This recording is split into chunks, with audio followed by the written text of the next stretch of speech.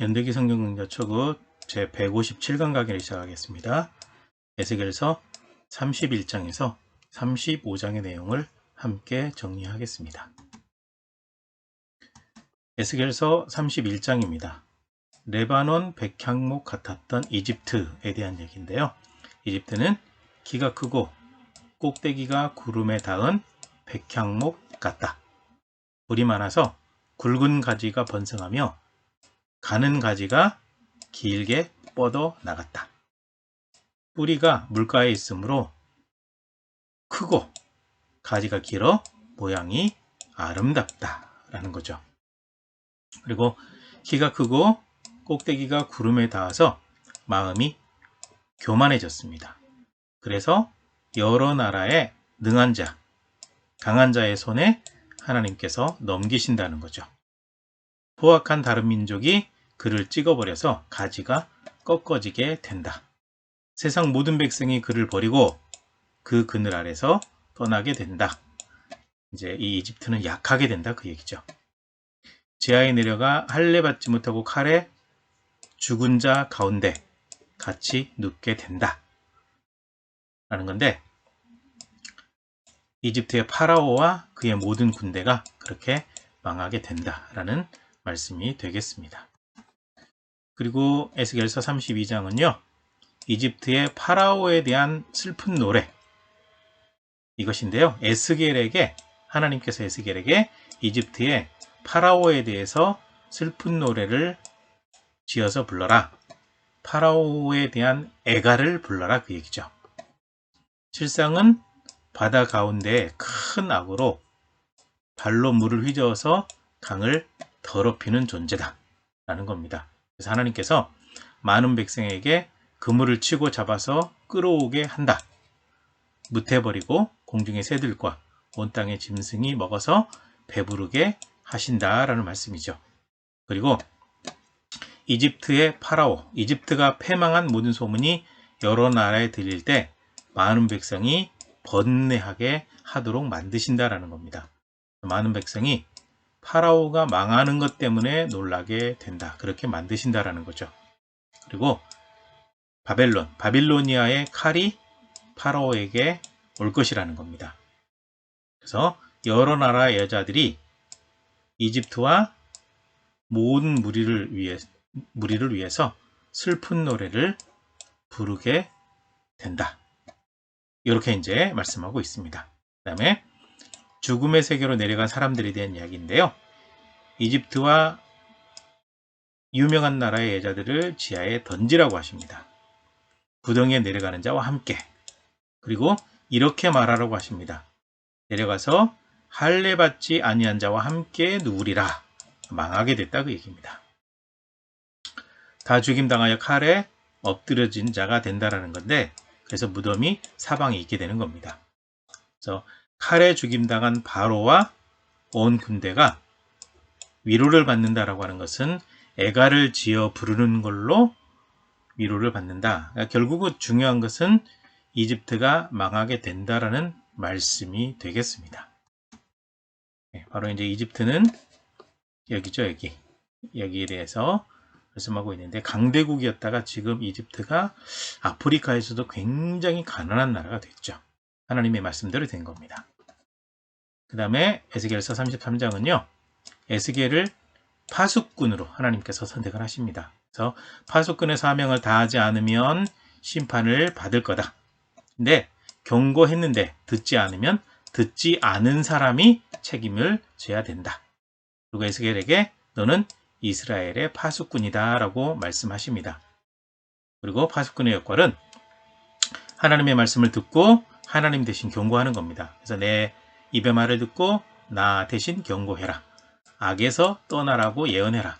떠나지 않으면 죄악으로 인해 죽는다고 예언하라 라고 말씀하는 겁니다.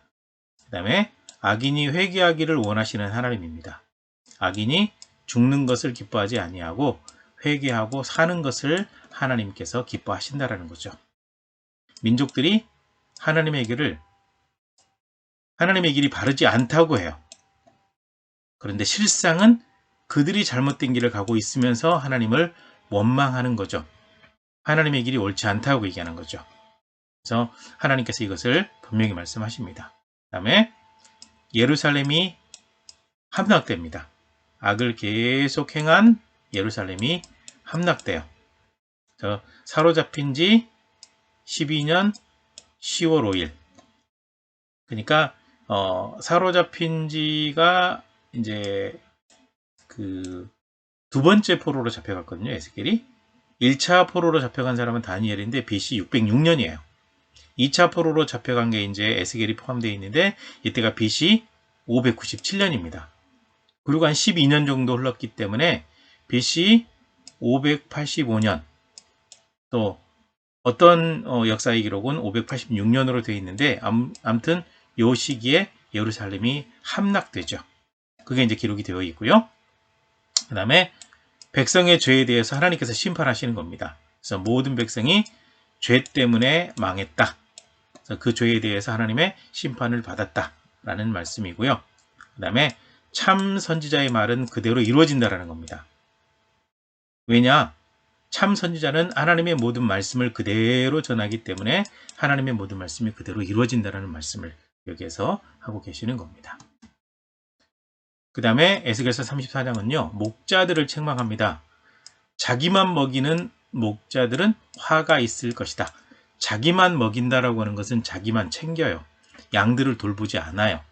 목자들은 양의 무리를 먹이는 것이 마땅하다라는 거죠. 목자의 사명은 양을 돌보는 겁니다.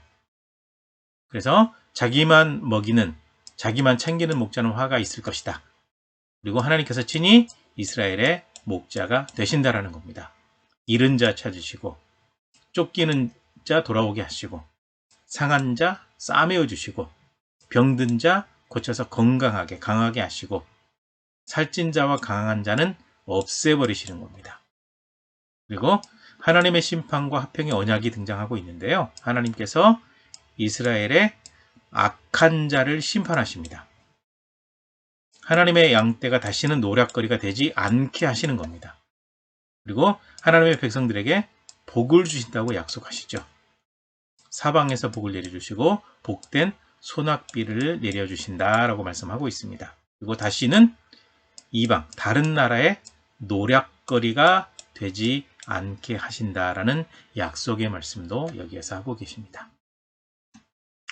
그 다음에 에스겔서 35장은요. 이스라엘에게 원한을 품어온 에돔에 대한 얘기가 나옵니다. 세일산을 향해서 예언해라 할 때 세일은 바로 에서의 후손들이 살게 됐잖아요. 그러니까 이제 에돔 땅을 얘기하는 겁니다. 하나님께서 내가 황무지와 공포의 대상이 되게 하실 것이다. 옛날부터 하늘 품고 이스라엘 족속의 환난 때에 적에게 넘겨주었다. 너희가 이스라엘 족속의 환난을 기뻐하고 그럴 때 적에게 동조했다. 이렇게 되는 겁니다. 그래서 세일산이 황무지와 폐허가 되게 하며 왕래하는 자를 다 끊어버려서 사람이 살지 못하는 곳이 되게 하겠다라는 거죠. 그래서 영원히 황폐하여서 성읍들에 다시는 사는 사람이 없게 된다라고 말씀하고 있습니다. 그 다음에 그렇게 된 이유는 이스라엘 땅을 탐냈기 때문에 에돔이 이 두 민족과 두 땅을 다 내 것이라고 말했다. 두 민족과 두 땅은 이제 남북 이스라엘로 나눠져 있기 때문에 이렇게 표현한 거예요. 탐을 냈어요. 그러나 여호와께서 이스라엘과 유다에 계셨다. 그래서 이들의 목적이 달성되지 않았다라는 거죠. 여호와께서 그들을 미워하여 화를 내시고 그들이 질투한 대로 질투해가지고 이스라엘 백성을 괴롭혔거든요. 그들을 심판하신다 라고 말씀하고 있습니다. 그래서 이스라엘 산들을 가리켜 욕하는 모든 말을 여호와께서 들으셨거든요. 온 땅이 즐거워할 때 에돔이 황폐하게 된다. 그래서 온 땅은 즐거워하는데 그때 에돔을 황폐하게 심판하시겠다고 말씀하시는 겁니다. 이스라엘의 기업이 황폐할 때 이제 이유가 나오죠. 에돔이 즐거워했습니다. 남유다가 멸망될 때에도 바벨론 사람들과 함께 들어와 가지고 백성들을 죽이고 노략질을 했거든요. 그래서 이스라엘 족속의 기업이 황폐할 때 에돔이 즐거워했다라고 말씀하시는 거죠. 그래서 하나님께서 에돔을 황폐하게 하신다. 원수는 하나님께서 친히 갚아주신다.